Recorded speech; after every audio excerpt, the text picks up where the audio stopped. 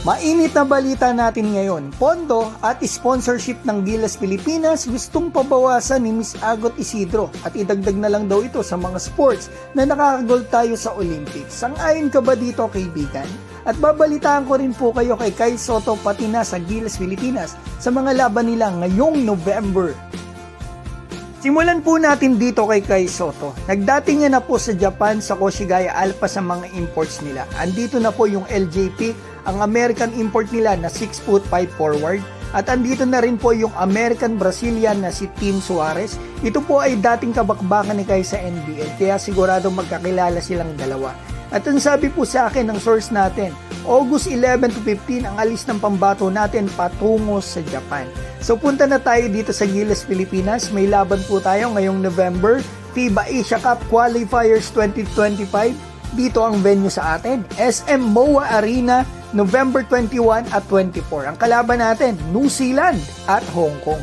Parehong 7:30 PM ang laban. So ito kaibigan yung presyo ng mga tickets para makapunta na po tayo sa napakainit na next topic natin sa Gilas Pilipinas.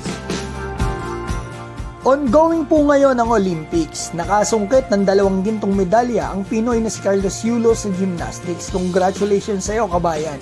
At akalain mo kaibigan, pagpunta ko ng Twitter, nakita ko po yung post ng artista na si Miss Agot Isidro. Ito, basahin po natin yung post niya. So pwede na ba nating bawasan ang sponsorship at funding ng basketball at idagdag na lang sa gymnastic, boxing at weightlifting? Agree or disagree? Kaibigan, ang dami nag-comment, may pabor at hindi pabor. Normal naman yan, may kanya-kanya tayong opinion. At ito po yung opinion ko about dito. Sa pagkakaunawa ko po sa sinabi niya, parang gusto niyang bawasan ang sponsorship at pondo ng Gilas Pilipinas at idagdag sa mga sports na nakakagold tayo. Agree ba kayo o disagree? Kaibigan ako, honestly, disagree ako dito kasi ang gusto niya, bawasan ang pondo at sponsorship ng basketball para idagdag sa ibang sports.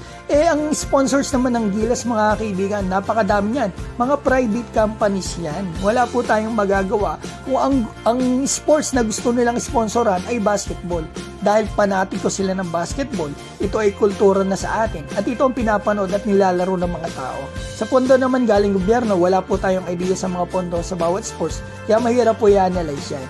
Kaya sana wag na sanang silipin ng ilan ang pondo ng isa at pondo ng iba nang dahil lang nakakuha ng gold ang isa. Yes, hindi nakagold ang Gilas Pilipinas sa Olympics, pero nakagold naman tayo sa Asian Games. Pero history din naman na nakamit natin ang talunin natin sa Olympic qualifiers.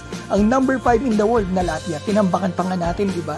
Kung hindi nga na-injure yung mga players natin sa OQT, malamang tayo po nasa Olympics. So malaki ang iniuunlad ng basketball ng Pilipinas. May resulta, may magandang resulta. Kaibigan, idol ko, pinapanood ko lagi ito si Ma'am Agot Isidro. Irespeto po natin yung kanyang opinion. Opinion niya yan mga kaibigan. Malaya tayo dyan. At yan din ang opinion ko. Sinabi ko na sa inyo. Kung meron ka kaibigan, maaari din po kayong mag-comment dyan sa baba. Basta lang sa akin lang, hiling ko lang, supportahan po natin ang mga atletang Pilipino. Magkakakampi po tayo. Hindi po tayo magkakalaban. Mabuhay po kayo.